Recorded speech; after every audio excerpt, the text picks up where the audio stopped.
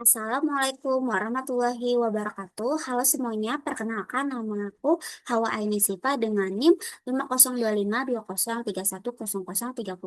Pada kesempatan kali ini, aku akan mempresentasikan PowerPoint-ku yang berjudul Exploratory Data Analysis and Data Segmentation Using K-Means Clustering.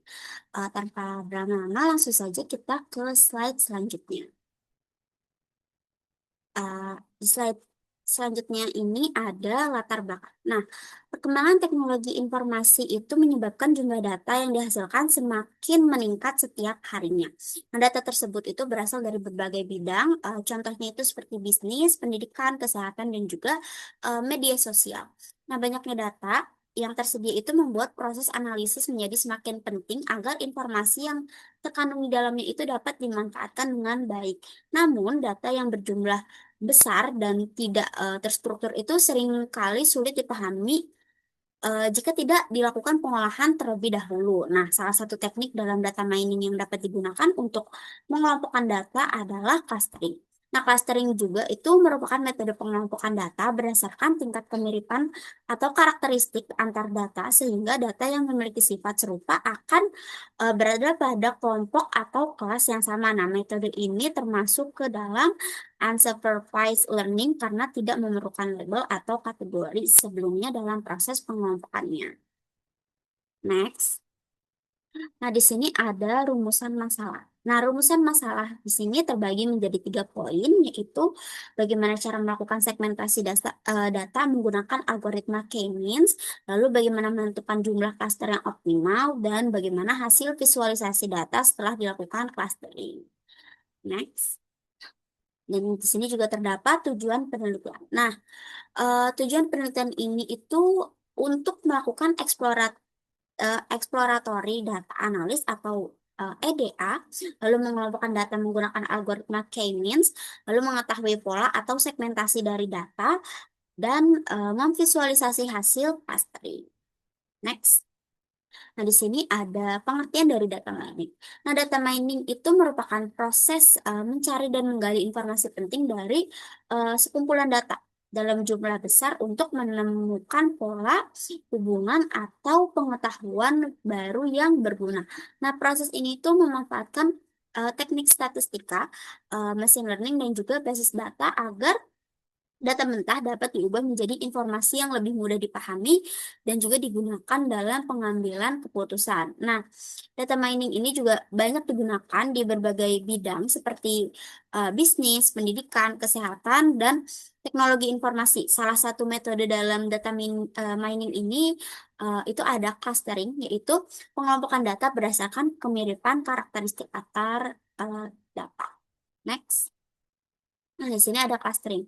Seperti yang telah aku sebutkan tadi, kalau clustering itu merupakan teknik pengelompokan data berdasarkan kemiripan karakteristik. Nah, data yang memiliki sifat serupa itu akan ditempatkan dalam satu kelompok atau cluster yang sama sehingga lebih mudah dianalisis dan dipahami. Nah, tujuannya itu untuk mempermudah analisis data, menemukan pola tersembunyi, dan juga membagi data menjadi beberapa kelompok. Next.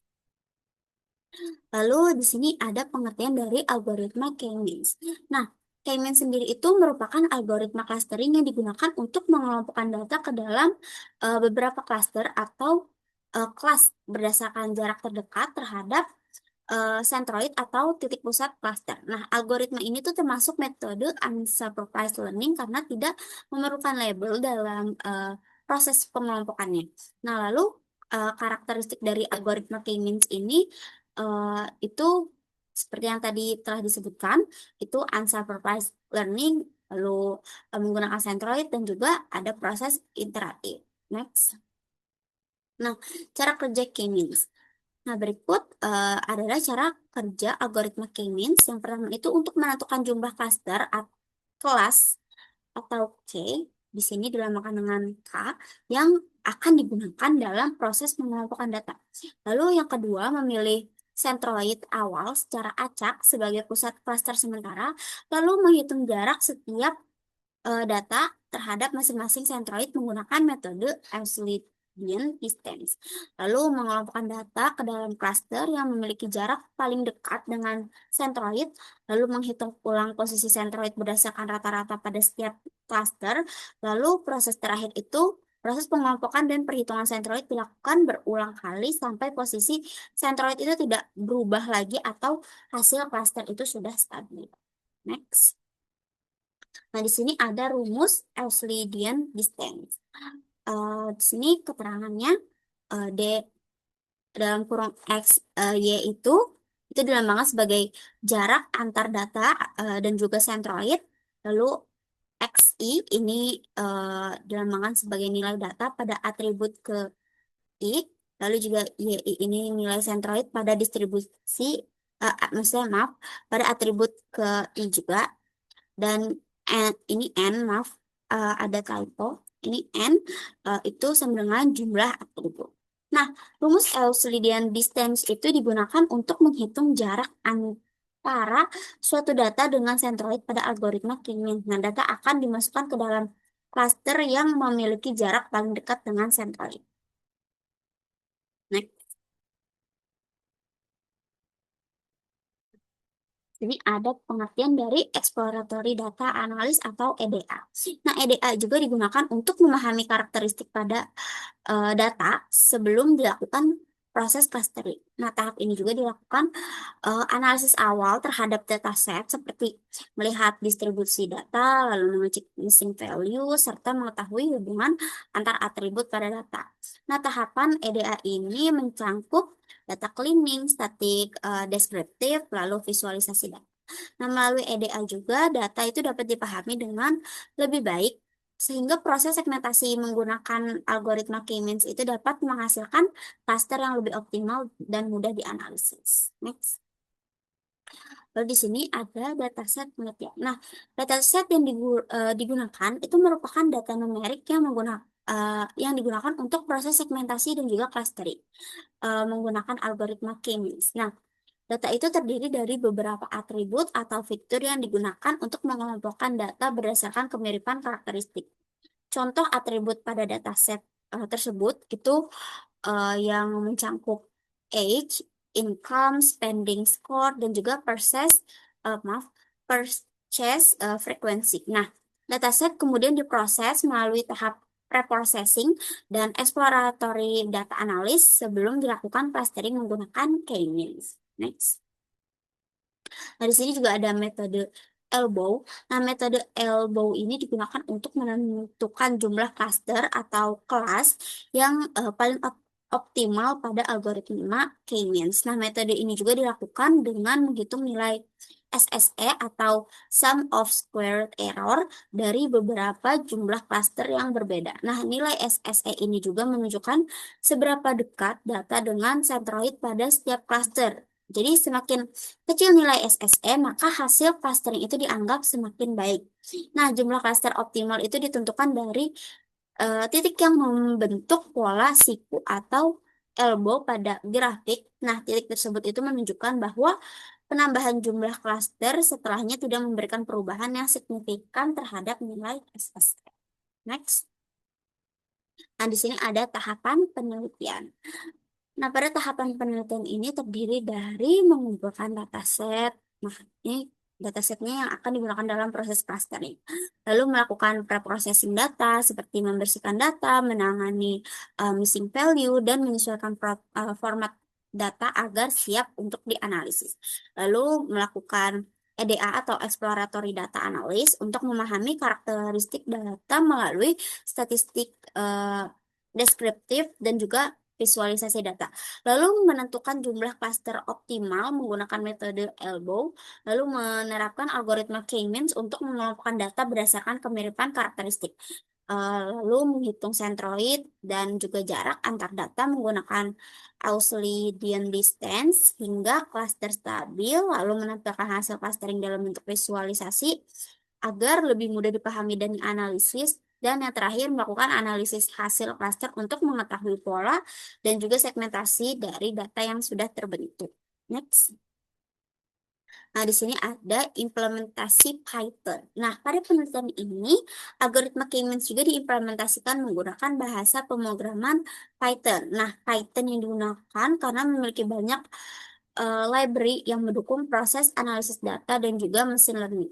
Nah, library yang biasa digunakan itu ada import pandas spd, lalu import matplotlib.py/splp, lalu from sklearn dot cluster import k-means, lalu ada from sklearn dot preprocessing import standard scholar. Nah, itu biasanya kalau pandas itu digunakan untuk membaca dan juga mengolah data, dan matplotlib itu digunakan untuk visualisasi data, k-means digunakan untuk proses clustering, dan standard scholar itu digunakan untuk normalisasi data. Nah, tools yang biasa digunakan itu ada Google Colab dan juga Jupyter Notebook. Namun, bisa digunakan juga eh, melalui Visual Studio Code dengan bahasa Python. Next. Nah, lalu hasil clustering. Nah, hasil clusteringnya itu menunjukkan bahwa data itu berhasil dikelompokkan ke dalam beberapa klaster berdasarkan kemiripan karakteristik data. Jadi setiap klaster memiliki ciri dan juga pola yang berbeda sehingga pada proses segmentasi data itu menjadi lebih mudah dipahami. Nah, melalui visualisasi clustering, perbedaan antar kelompok data itu dapat terlihat dengan jelas. Nah, hasil ini juga membantu proses analisis data dan dapat digunakan sebagai dasar dalam pengambilan keputusan maupun identifikasi pola tertentu pada dataset. Next, di sini ada kelebihan dan juga kekurangan. Maaf, ini agak hilang. Ada dan kekurangan kelebihan dan juga kekurangan pada K-means. Nah, kelebihannya di sini K-means itu mudah digunakan dan dapat dipahami, proses perhitungan relatif cepat, cocok digunakan untuk data dalam jumlah besar, hasil clustering mudah divisualisasikan, efisien dalam proses segmentasi data.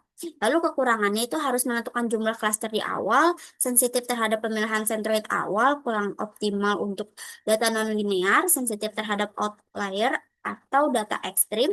Hasil cluster dapat berubah jika centroid awal berbeda. Next. Nah, yang terakhir di sini ada kesimpulan. Nah, berdasarkan penelitian yang telah dilakukan, algoritma K-means itu terbukti efektif dalam proses segmentasi data karena mampu mengelompokkan data berdasarkan kemiripan karakteristiknya.